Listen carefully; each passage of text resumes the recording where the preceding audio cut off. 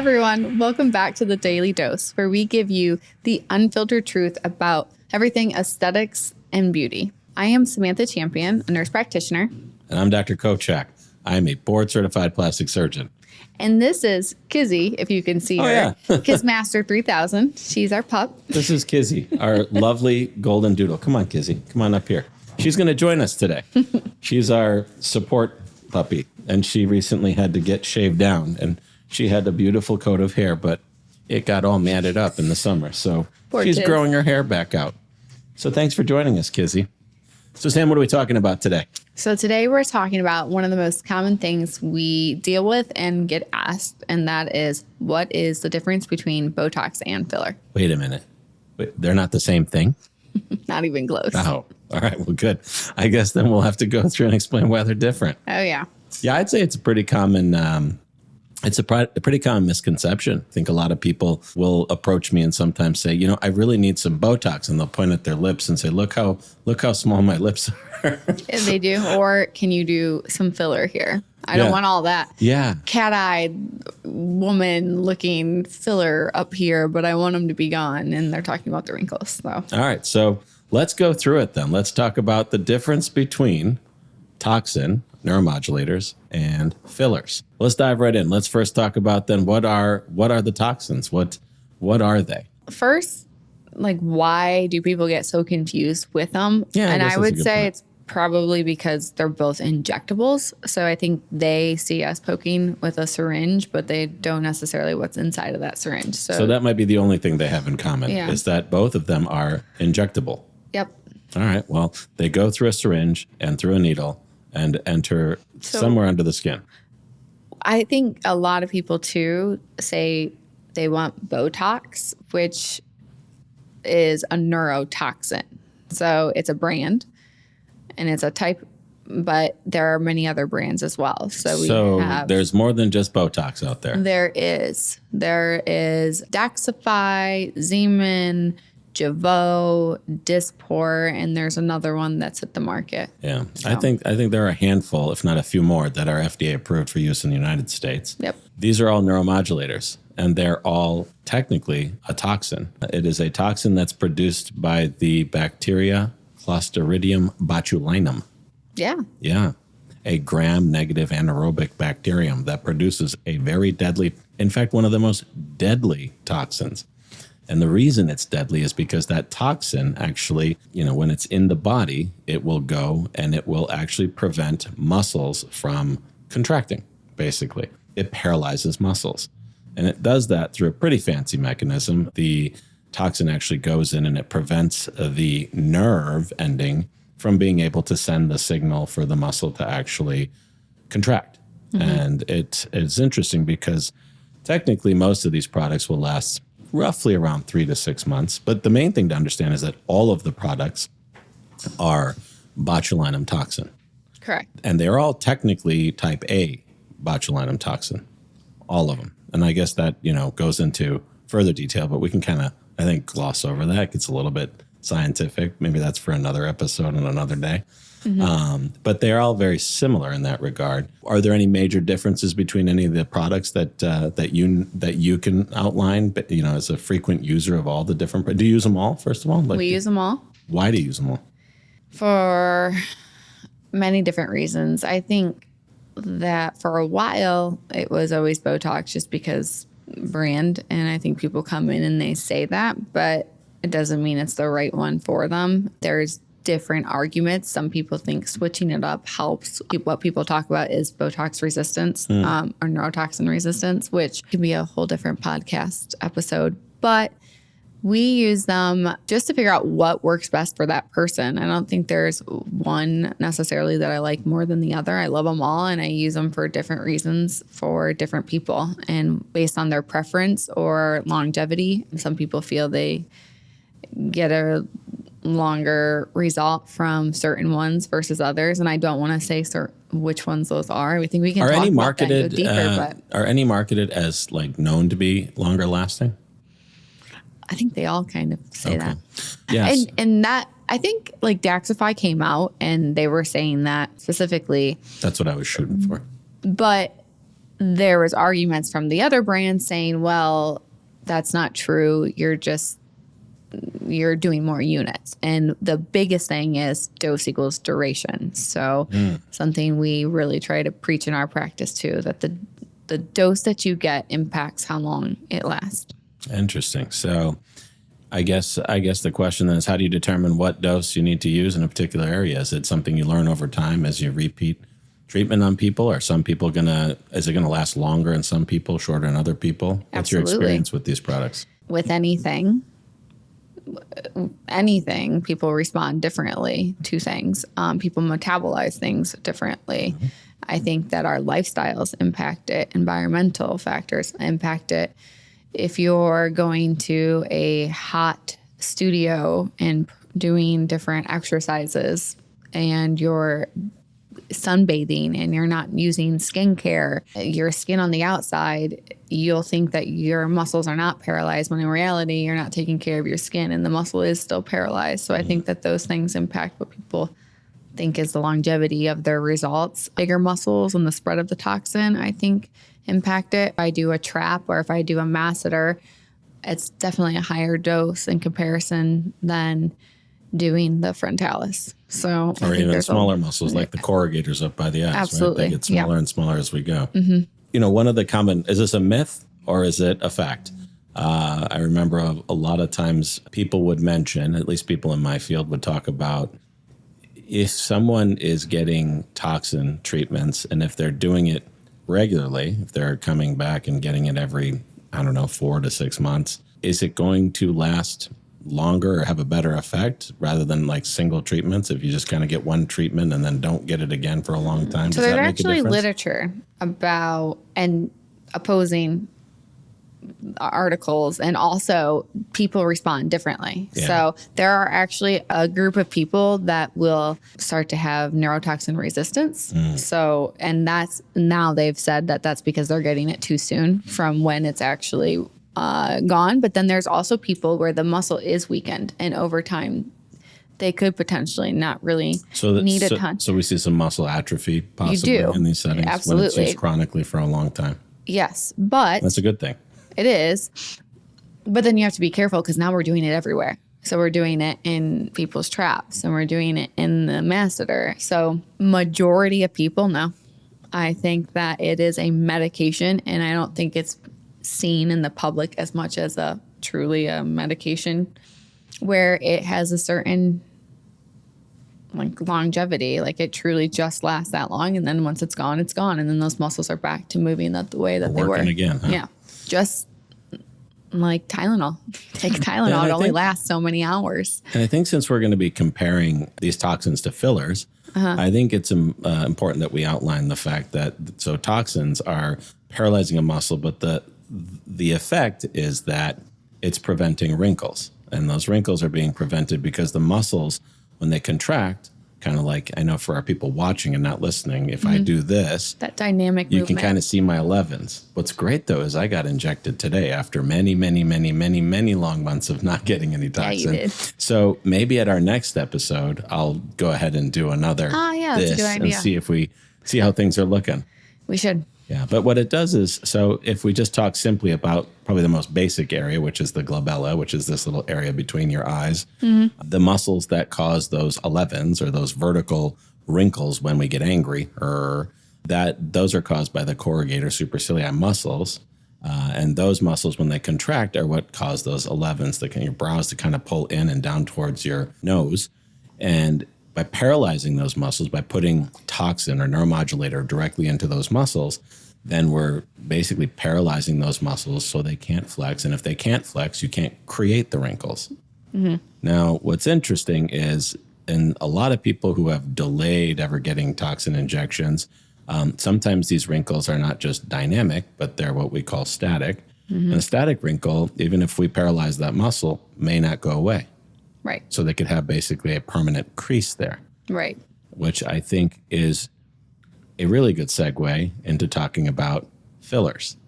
Are you ready Absolutely. for that? Yeah. Shall we jump into fillers? Get in it. All right. So toxins, we kind of covered the very basics. Yeah. And again, today's goal is to stay basic. The basics, yeah. Yeah, we've got about We got a little too deep there for a second. we've got about 175 episodes planned. So I think we'll have plenty of time to dive deeper. And I think we have episodes that are down the road that are going to get into a lot more detail. But yeah, so one very basic application of fillers is now to be able to tackle that static wrinkle, and you can actually put filler in that area that will then hopefully fill out the wrinkle, so that even if the muscle is paralyzed and you still have a wrinkle, then you can actually put some filler into that space and potentially smooth out the wrinkle. Yes. Add volume, fill space. Add volumes and fill the space. Yeah. So what do fillers do? They add volume. And so it's interesting because fillers can add volume with a lot of different applications, with a lot of different goals.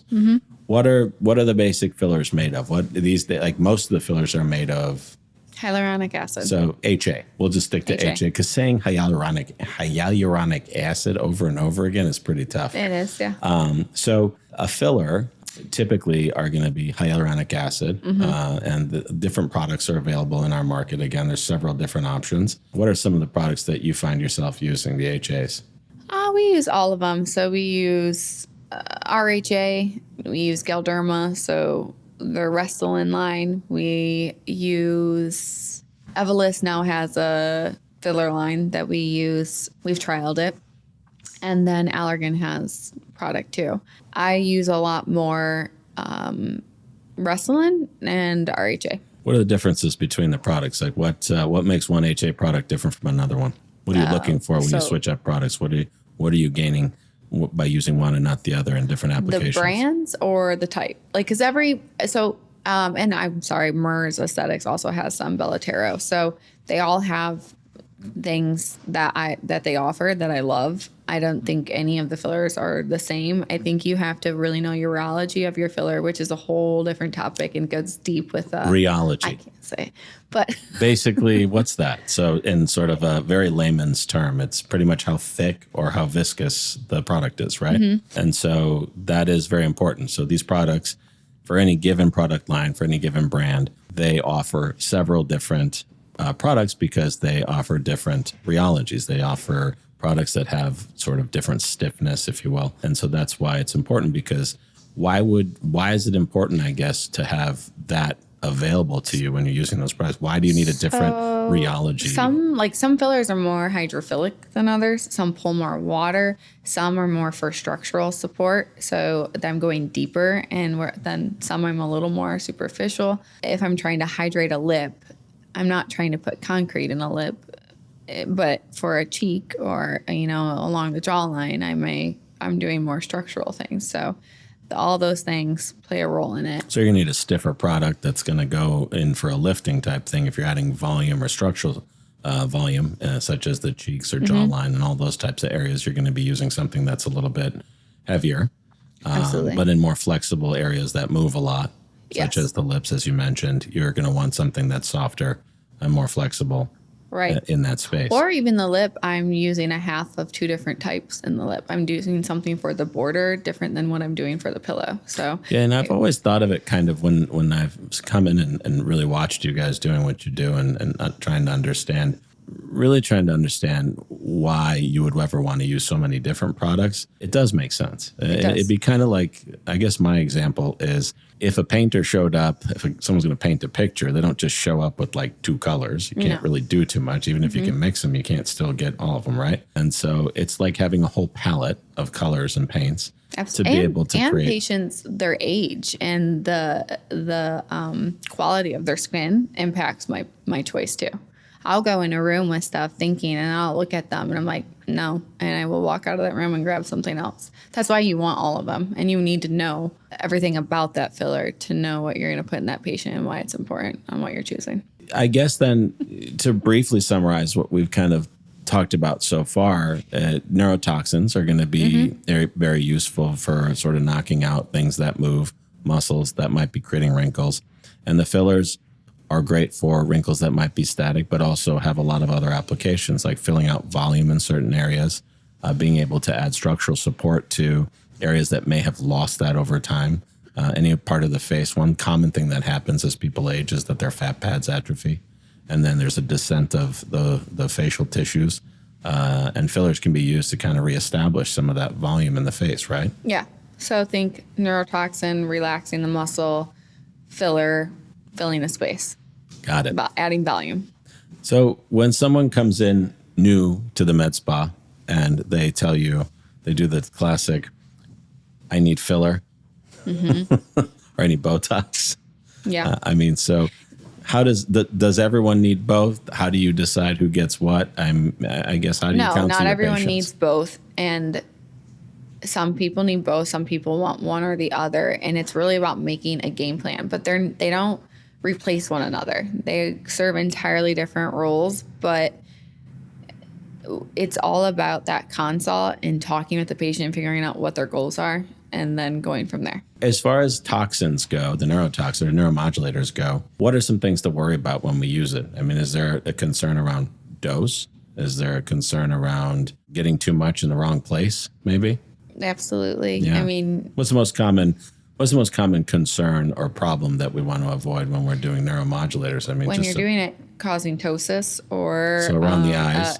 Yeah. Ptosis is when the lid falls. So if you Or- paralyze the wrong muscle and the lid drops, If you right? paralyze the wrong muscle, or if the spread of that toxin spreads to a different muscle, like when you're doing a DAO, and instead DAO? the depressor uli worse, and that's like a depressor, so your frown, and then you end up hitting the DLI, which you can make someone look like a stroke victim. Interesting. So, but the problem is you can't see those muscles when you're injecting. No. So how do you know where to put it and do it right? You have to know your anatomy. You have to have them make facial expressions. You have to, and just because you know your anatomy and just because patients make facial expressions aren't the only part. Your depth matters. Your reconstitution of your neurotoxin matters. And there's a whole lot more that goes into that. But even that being said, it can still happen. There's always a chance of there being more spread than what you plan for, and you can. And let's say still the make wrong mistakes. muscle gets a little toxin and a lid drops or something. Is there a way to undo neurotoxin? Well, there are studies out there now of things that you can actually do to help. Doesn't mean that you're going to. But there's no like strict reversal, right? You There's can't no strict reversal, but there's some pretty awesome studies more recently on things to do. However, no, there's no true reversal. You just have to wait it out. And usually can be 3 to 6 months, or it can be sooner if you're doing some of those interventions. Like what kind yeah. of stuff have they recommended? So sometimes if you have, like for the eye, people are injecting stuff to help with the reversal, but also then eye drops too. Like something we use is Upneek, and that works as a vasodilator, and it's working on the Mueller's muscle. So it's kind of helping with the ptosis. And then there's other things, like you would have potentially someone wearing a patch on their good eye, because what happens is when we start using neurotoxin, other muscles start to compensate. And so if you have ptosis, then your other eye ends up compensating for it. So usually you have this one that's sad and drooping, and then you have the other one that's completely like Wide open. So you usually use a patch to cover up that eye, have the other one work a little harder, and then saline. You're injecting saline. You inject saline right into the area? There's more to it, but I mean, we're going basic, remember? Okay, fine. You're really sticking to the basic thing. I really want to take it up a notch. I mean, So one thing that people but- are, I always think of like kind of the things you hear, the common misconceptions and stuff. And so I feel like the common, person who's out there looking at dipping their toe into this stuff for the first time, I feel like one of the really common myths is that if you get neuromodulators toxin injected, that your face will be expressionless. And I mean, it's been, portrayed so many times in shows, movies, anything, right? Like the frozen face. That's not going to happen unless it's done incorrectly or inappropriately. And so I think when neuromodulators are administered in a very calculated fashion, and like you said, being very mindful of a person's individual face and their individual sort of muscles and the dynamics of their facial expression, is taking those things into account probably is the number one way to prevent getting over treated and looking too frozen. Absolutely. Yeah. I mean, some people want frozen, and that, I mean, you have to talk with your patient, decide what it is that they want and need. I mean, also, if you have patients that are flying in, they are only coming every so often. They want their tox to last, so they're going to be a higher dose. Their depth's going to be a little different. You have to take all of that into consideration. Now with fillers, similar line of questioning or thinking, fillers also, if there's an issue with the filler, the nice thing about a filler is that it kind of has an antidote. Yeah. Yeah, there's an enzyme that you can inject. Hylenex is the brand name. Yeah. Really, it's just basically an enzyme that goes in and eats up the hyaluronic acid, and it basically breaks it down so that it goes away. Right. And that's a very nice thing about fillers, is if you get a little bit too much in the wrong place, you can usually try to work in the treatment. Absolutely. And there's like controversies over Hylenex now too, which will be a different podcast episode on, is it, when it's breaking that down, is it also breaking down your natural HA? And is that causing, like the biggest thing I think out there is when people are getting now under eye filler dissolved, because under eye filler is oftentimes used in people who should not have had it. They were not truly a good candidate. So over time, it does not end up looking the way that it was intended to. So they think that when you do it, it also causes like your dark circles to be worse. Or people are like, if I do get it dissolved, am I going to have saggy skin then? So those are some of the concerns or myths, and that's not necessarily true. But it is nice to have it on board, especially for emergency situations. But filler lasts longer. So filler typically is a 12 to 18 month duration. So with fillers, though, they're not all hyaluronic acid. Some of them are different things, right? I mean, you don't just have HAs. You can also use other products as a filler. Mm-hmm. There are ones that are going to last a little bit longer. And our last episode was actually about the biostimulators. Yes. And those are still injectables, but they stimulate the body. Radius is a good example. When used as a biostimulator, as a filler, it can do both, right? So, yes. But when it's used it can be used as a filler when it's concentrated a certain way. But if you dilute it out, then it becomes a biostimulator in that space. But even a biostimulator is going to slowly over time, not necessarily add volume, but it can change the dynamics of the tissue. It can improve the collagen production and the elasticity of the tissue in those areas. Correct? Correct. Absolutely. Yeah. So I mean, I think we've done a pretty good job of differentiating between neurotoxin and filler, muscle relaxer, and a filler, which adds volume in particular places and ways. And when used in the correct places at the right times, that's how we can kind of produce a very balanced result for the facial aesthetics of every individual patient. Yep. Yeah, absolutely. I like it. The right dose at the right time. I love it. Well, we're gonna keep this one short. We're going to keep this one sweet because we wanted to use this as an opportunity to answer a pretty simple question that comes up all the time. I hope we were able to differentiate between neurotoxins and fillers for everybody today. We're certainly excited to have you listen and join us for these podcasts. As always, if there's questions that you want answered, please send them in. If you found this useful, go ahead and please do something to share this. Either leave a review, something subscribe. I don't know how they do all that or what they say when they say that, but I'm not sure what that means. Subscribe. So if you're listening to this podcast, maybe share. I'm not really on social media. Maybe just tell someone about it. And hopefully we'll have you soon. Join us next time soon. We'll be back with another episode within the next week or so. Yay. Thanks for taking the time. The content of this podcast is for educational and entertainment purposes only. Although we are licensed medical professionals, nothing discussed in this episode should be taken as medical or legal advice. Always consult with a qualified provider regarding your own health or treatment. We do not accept any liability for decisions made based on the information shared here.